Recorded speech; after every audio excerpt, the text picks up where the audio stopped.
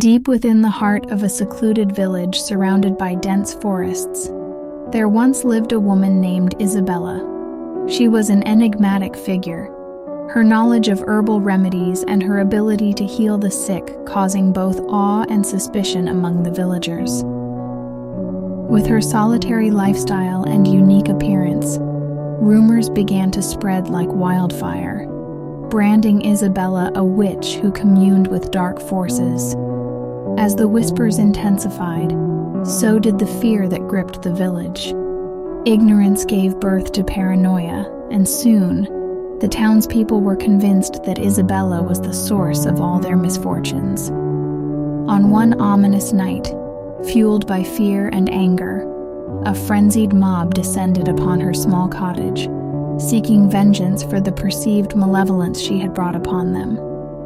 Isabella, innocent and desperate to clear her name, tried to reason with the mob, but her pleas fell on deaf ears. The villagers, consumed by rage and prejudice, ignored her cries of innocence and unleashed their fury upon her. In the chaos that followed, Isabella's life was cruelly cut short, her fate sealed by the villagers' fear-driven violence. As the first rays of the sun touched the horizon, the villagers returned to their homes, haunted by the sight of Isabella's lifeless body.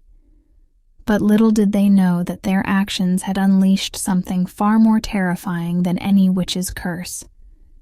Every year, as the day of Isabella's tragic death approached, an eerie phenomenon gripped the nearby village.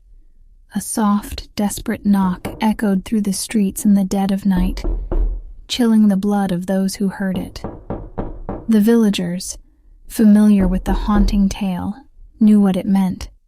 The restless spirit of Isabella was once again seeking help.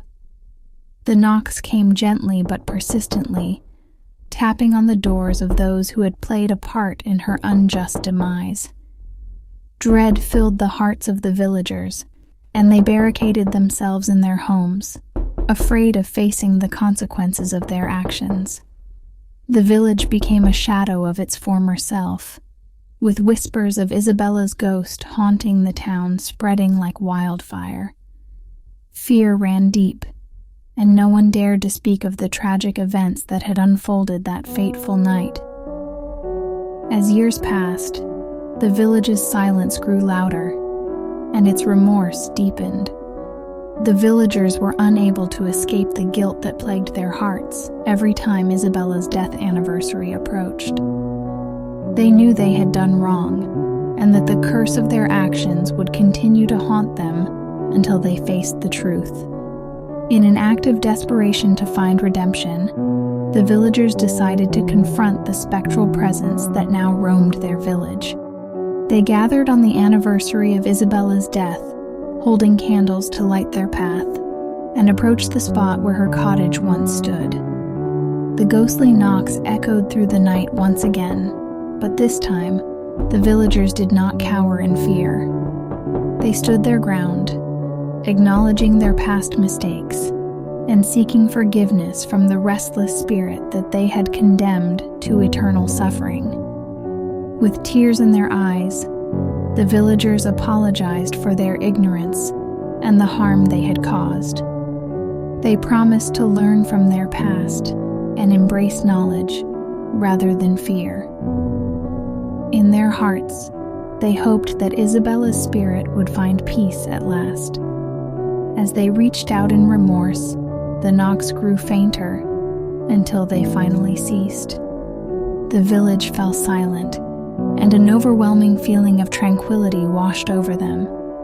It was as if Isabella's spirit had finally found solace in their sincere repentance. From that day on, the village changed.